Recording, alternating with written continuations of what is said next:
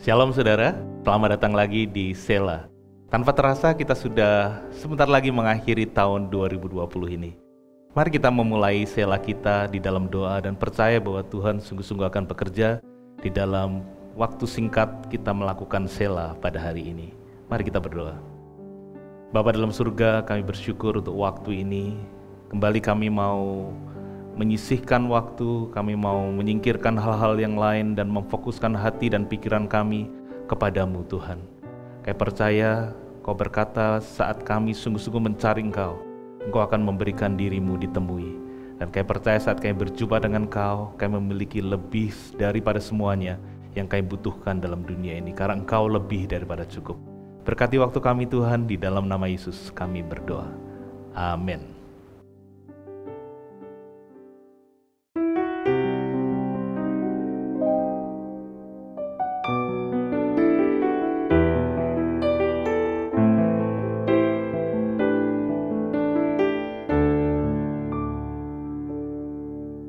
Ku ada sebagai mana ku ada, berdiri menghadap tatamu Bapa. Semua karena anugerah-Mu yang telah selamatkanku. Ku hidup dalam segala kelimpahan, ku layak untuk melayani Tuhan. Semua karena anugerah-Mu tercurah bagiku. Besar anugerah-Mu, berlimpah kasih-Mu. Semakin hari semakin bertambah besar anugerah-Mu.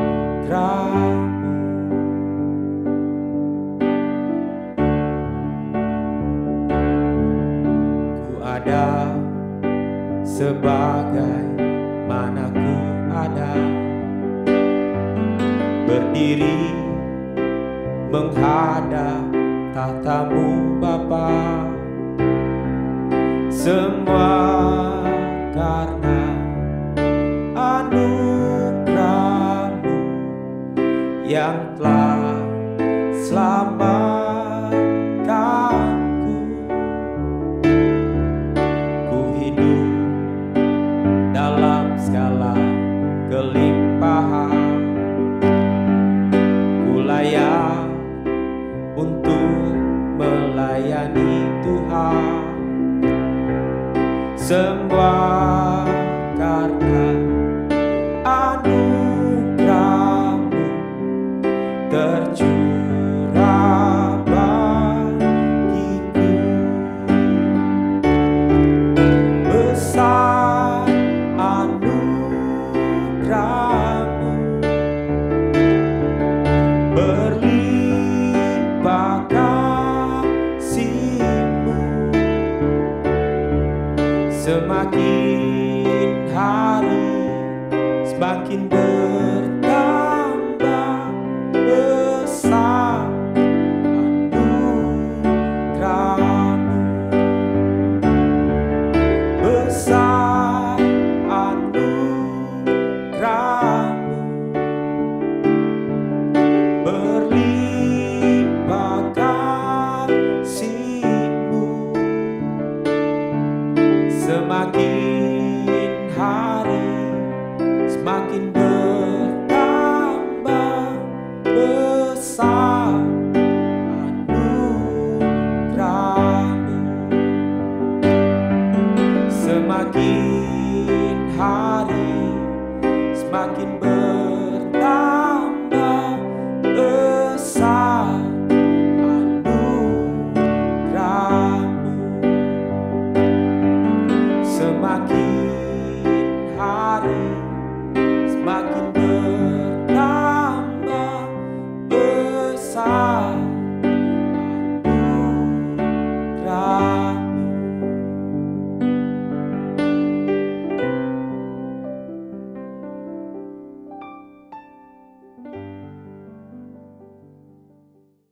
Mari kita mulai dengan membaca bersama 2 Korintus pasal yang keempat ayat yang ke-15. Sekali lagi 2 Korintus pasal yang keempat ayatnya yang ke-15. Demikian firman Tuhan. Sebab semuanya itu terjadi oleh karena kamu, supaya kasih karunia yang semakin besar berhubung dengan semakin banyaknya orang yang menjadi percaya, menyebabkan semakin melimpahnya ucapan syukur bagi kemuliaan Allah. Bapak saudara yang dikasihi Tuhan, sebelum kita membahas lebih lanjut lagi, tahukah saudara bahwa ada hal yang sangat menarik dari ayat yang kita baru saja baca yang mungkin tidak banyak diketahui orang. Saudara, ayat ini mengandung permainan kata atau wordplay di dalam bahasa aslinya, yaitu bahasa Greka atau bahasa Yunani. Nah saudara, Alkitab yang kita miliki ini memang sering menampilkan permainan kata, wordplay di dalam bahasa aslinya, saudara. Dan salah satu contoh yang paling terkenal itu ada di Matius pasal yang ke-16 ayat yang ke-18. Matius 16 ayat 18. Ya, di sana Tuhan Yesus berkata demikian. Dan aku pun berkata kepadamu, engkau adalah Petrus, dan di atas batu karang ini aku akan mendirikan jemaatku, dan alam maut tidak akan menguasainya. Ya, kita mungkin sudah sering mendengar ayat itu ya, sepertinya biasa. Tapi saudara, di dalam bahasa Yunani, kata Petrus dan batu karang itu memiliki kemiripan, kedengarannya mirip. Ya, engkau adalah Petros, dan di atas Petra ini aku akan mendirikan jemaatku. Ya, jadi permainan katanya dari ayat tersebut adalah Petros, yaitu Simon Petrus, dan juga Petra yang adalah batu karang yang teguh, yaitu Tuhan Yesus sendiri. Nah saudara, saya berikan satu contoh yang lain ya dari kitab Perjanjian Lama, di mana di situ juga ada permainan kata yang sangat menarik berkenaan dengan akhir kehidupan dari seorang tokoh Alkitab, yaitu Imam Eli. Itu ada di kitab 1 Samuel, saudara. Saya akan berikan ringkasan ceritanya saja ya. Nah, di sana dikatakan bahwa Imam Eli dan anak-anaknya itu menggemukkan diri dengan bagian yang terbaik dari setiap korban sajian yang dipersembahkan oleh bangsa Israel. Nah, kata gemuk di dalam bahasa Ibrani adalah kabet. Ya. Gemuk dalam bahasa Ibrani adalah kabet. Nah, kemudian Alkitab kemudian menuliskan juga, dikatakan di sana kemudian mereka, Imam Eli dan juga anak-anaknya, mereka tidak menghormati Allah dari apa yang mereka lakukan. Kata hormat di dalam bahasa Ibrani adalah kabot, ya. Hormat adalah kabot. Dan sesudah Eli meninggal, setelah dia mendengar kabar bahwa tabut Allah telah dirampas orang Filistin, dia terjatuh, ya, kemudian dia mati. Pada waktu itu menantunya sedang berada dalam situasi kesusahan melahirkan anak laki-laki.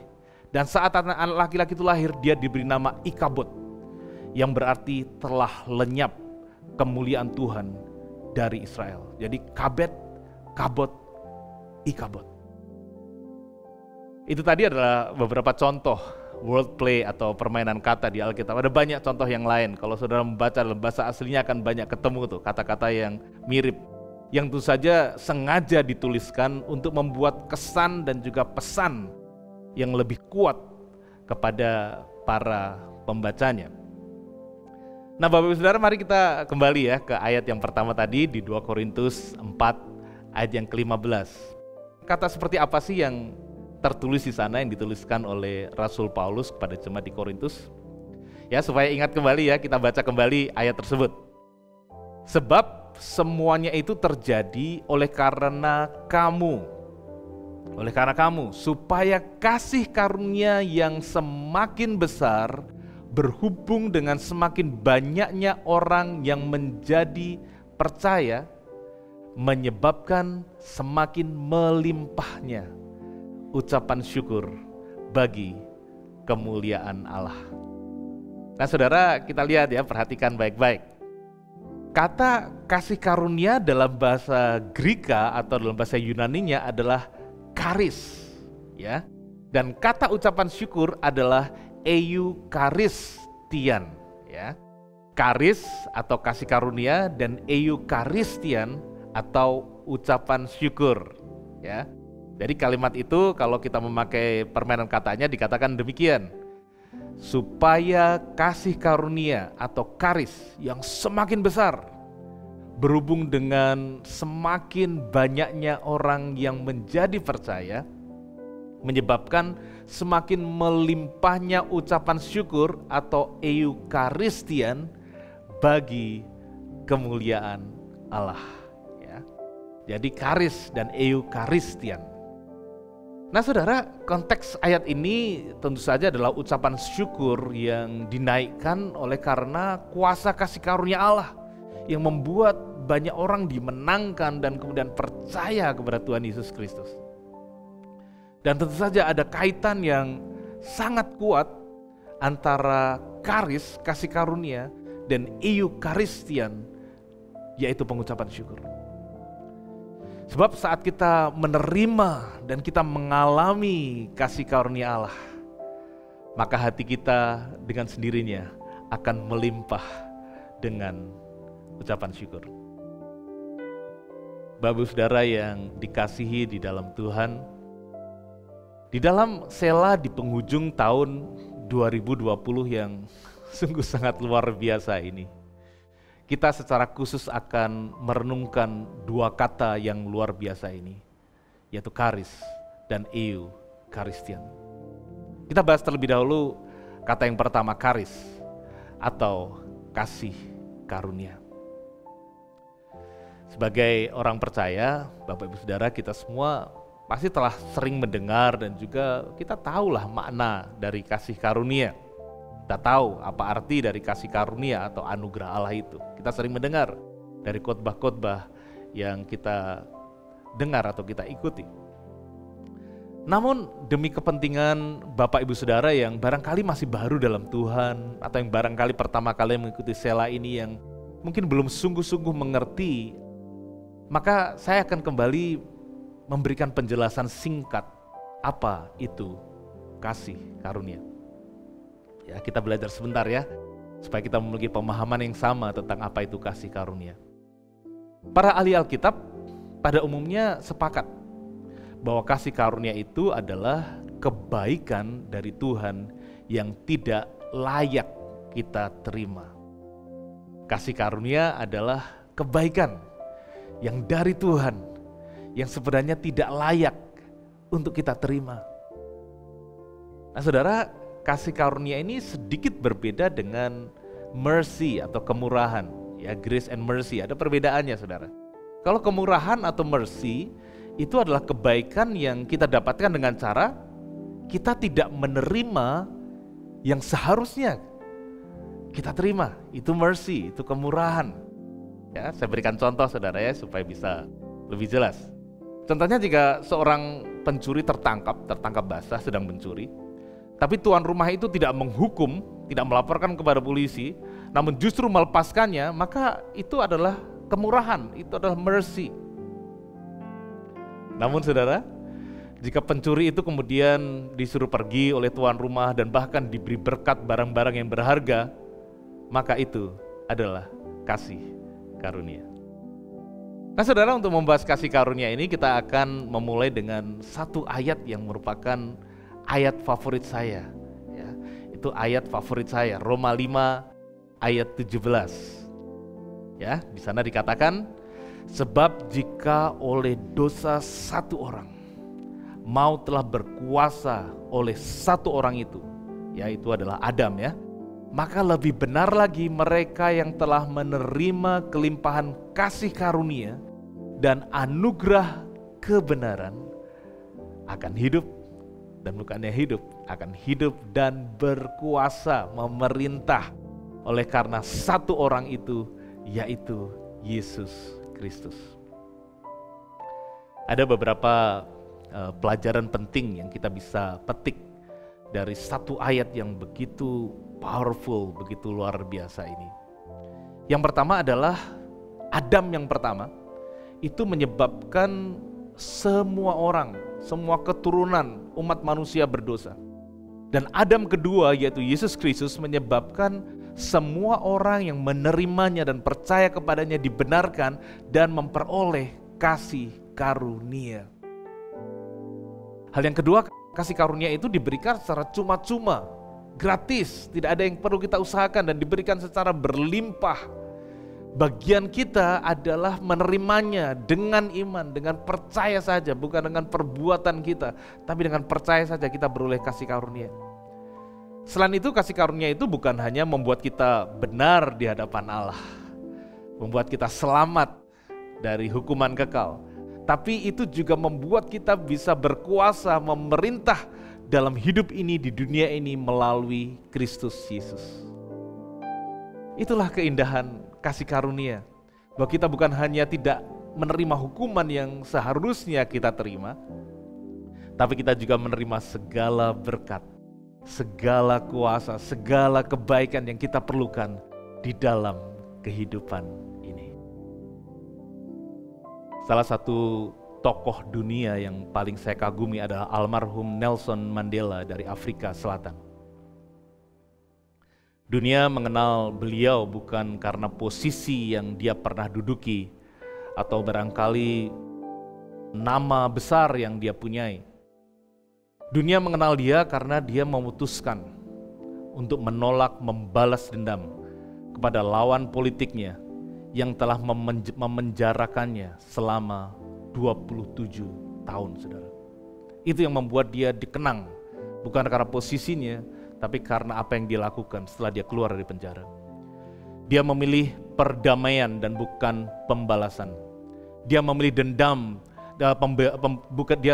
bukan pembalasan dendam kepada rejim apartheid yang beratus tahun menindas orang asli Afrika Selatan. Dia memilih pengampunan dan bukan pembalasan dendam. Izinkan saya membacakan sedikit cuplikan kisah kehidupannya. Nelson Mandela lahir pada tanggal 18 Juli 1918. Dia berasal dari keluarga kerajaan Tembu yang bersuku Xhosa. Dia adalah keturunan bangsawan.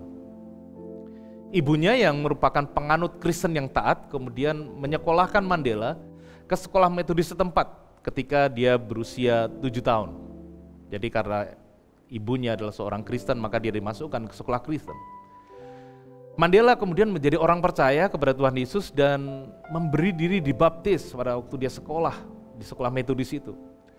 Mandela kemudian diberikan nama depan oleh gurunya dengan nama bahasa Inggris yaitu Nelson. Makanya dari situ namanya Nelson Mandela. Ketika menetap di Johannesburg, ia mulai terlibat dalam politik anti kolonial, anti penjajahan dan bergabung dengan organisasi atau partai politik ANC atau Kongres Nasional Afrika. Dan ketika kebijakan apartheid mulai diterapkan di Afrika Selatan, popularitas Mandela mulai melejit di mana ia berulang kali ditahan karena melakukan aktivitas menentang politik diskriminatif tersebut. Meski awalnya Mandela berjuang tanpa kekerasan, namun akhirnya ia dan Partai Komunis Afrika Selatan melakukan operasi pengeboman secara fisik terhadap target-target pemerintahan karena dia merasa usaha-usahanya selama ini gagal, dia mulai memakai cara kekerasan. Pada tahun 1963, akhirnya dia ditahan, dia ditangkap, dan dia dituduh melakukan sabotase dan bersekongkol menggulingkan pemerintahan, tuduhan subversif yang sangat serius. Dan akhirnya di pengadilan memutuskan dia dijatuhi hukuman penjara seumur hidup. Dan saudara, oleh karena tekanan dunia internasional yang terus-menerus menuntut untuk Mandela dibebaskan, singkat cerita saudara, akhirnya Nelson Mandela berhasil dibebaskan dari penjara pada tahun 1990 atau 27 tahun sejak pertama kali dia masuk penjara. Nah saudara, setelah keluar dari penjara, Mandela kemudian kembali ke politik. Dia menjadi presiden partai ANC tadi ya, Kongres Nasional Afrika. Dan kemudian dia mulai bernegosiasi dengan Presiden Afrika Selatan F.W. de Klerk untuk usaha menghapuskan apartheid. Dan juga melaksanakan pemilu, setelah itu berhasil melaksanakan pemilu multiras pertama di tahun 1994 yang kemudian kelak dimenangkan oleh partainya yaitu ANC. Karena menang di pemilu, ia pun terpilih sebagai presiden dan kemudian dia membentuk pemerintahan persatuan nasional. Dia merangkul orang-orang kulit putih juga untuk masuk dalam pemerintahannya. Selaku presiden, ia menyusun konstitusi baru dan membentuk komisi kebenaran dan rekonsiliasi juga untuk menyelidiki pelanggaran HAM sebelumnya, untuk juga diselesaikan dan diampuni, supaya semua masalah di masa lalu bisa clear dan bisa maju ke depan. Ia juga memperkenalkan kebijakan reformasi lahan, tanah reformasi tanah, pemberantasan kemiskinan dan juga perluasan cakupan layanan kesehatan khususnya kepada orang-orang miskin, orang-orang kulit hitam di Afrika. Ia kemudian menolak mencalonkan diri untuk kedua kalinya dan dia digantikan oleh wakilnya bernama Thabo Mbeki.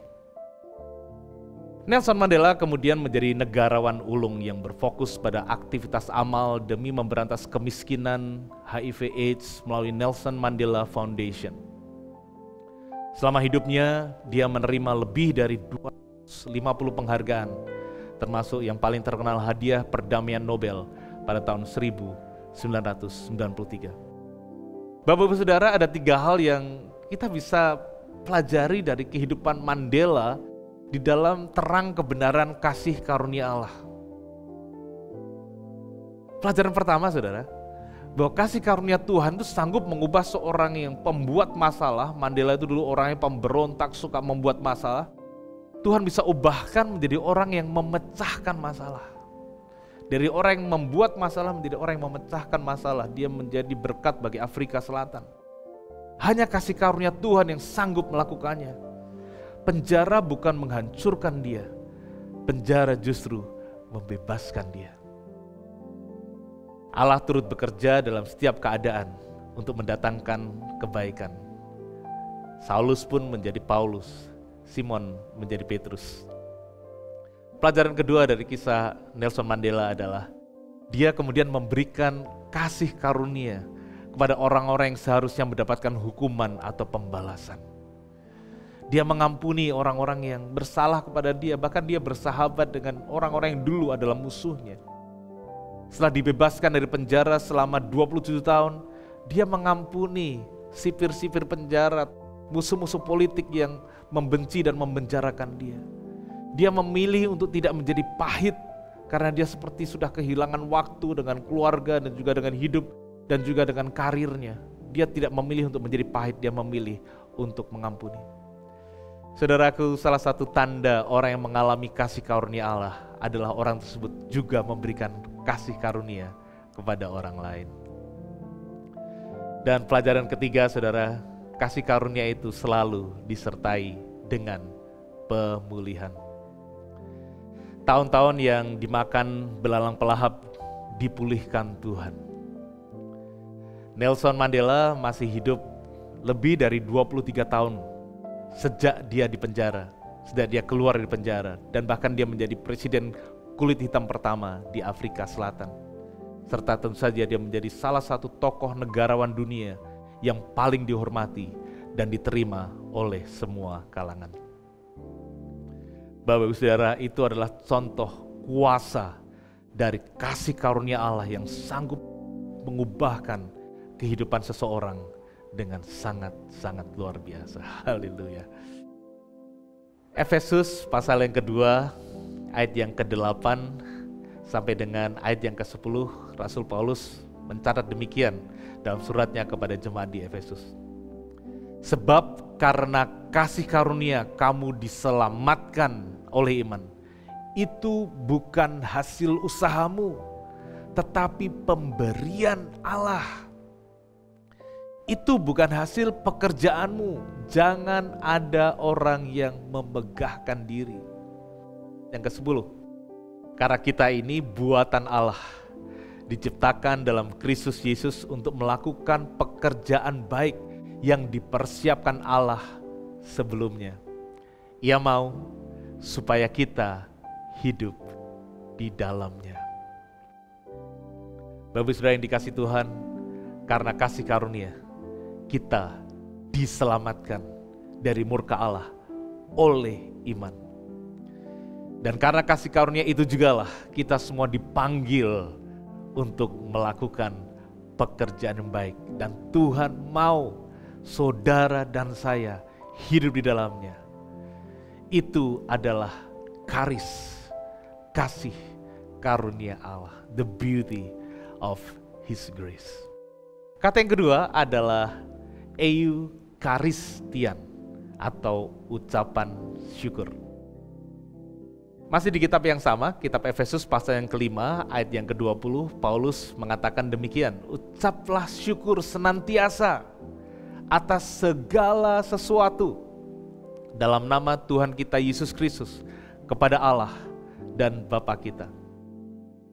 Saudara, setelah kita belajar tentang apa itu kasih karunia Allah, kita semakin memahami mengapa kita juga diperintahkan untuk kita bersyukur senantiasa, bersyukur selalu dalam segala sesuatu. Dalam segala sesuatu bukan hal yang baik, tapi hal yang tidak baik sekalipun.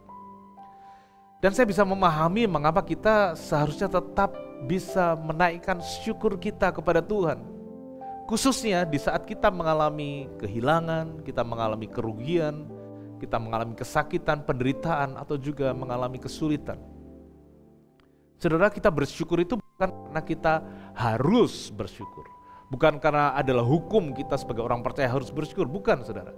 Tetapi kita bersyukur karena kesadaran akan besarnya kasih karunia yang telah kita terima itu selalu menjadi alasan yang lebih daripada cukup untuk kita tetap bersyukur apapun keadaan kita. Karena apa? Karena kita telah menerima kasih karunia yang kita dapatkan secara cuma-cuma dari Allah. Saudara, kita tidak bersyukur untuk penderitaan atau kesusahan yang kita alami, tidak saudara. Tetapi kita bersyukur bahwa ada kasih karunia Allah yang selalu cukup bagi kita di dalam kita melewati waktu yang sulit tersebut. Ada kasih karunia Allah menyertai kita.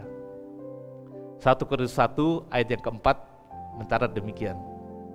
Aku senantiasa mengucap syukur kepada Allahku karena kamu atas kasih karunia Allah yang dianugerahkannya kepada kamu dalam Kristus Yesus. Senantiasa mengucap syukur karena kasih karunia Allah. Tahun ini, tahun 2020, tentu saja bukan tahun yang mudah bagi banyak di antara kita. Mungkin bagi saudara yang mendengarkan Sela pada hari ini bukan waktu atau tahun yang mudah. Namun marilah kita mengakhiri tahun ini dengan mengucap syukur kepada Tuhan. Allah sumber kasih karunia yang telah memberikan jaminan akan kehidupan kekal oleh karena iman kita kepada Yesus Kristus. Dan yang juga Allah yang telah melimpahkan kasih-Nya yang begitu besar sehingga kita semua dimampukan bukan hanya untuk bertahan, survive di masa pandemi seperti ini atau dalam situasi yang sulit yang kita sedang alami. Namun kasih karunia-Nya juga diberikan kepada kita supaya kita bisa berkuasa, supaya kita bisa memerintah atas segala permasalahan di dalam kehidupan kita. Kasih karunia, Eukaristian, pengucapan syukur. Mari kita berdoa saudara. Kayak bersyukur Bapa untuk kasih karunia-Mu yang Tuhan limpahkan atas hidup kami di sepanjang tahun ini. Kayak bersyukur kami menerima begitu banyak kebaikan yang sebenarnya tidak layak untuk kami terima, tapi Kau berikan kepada kami.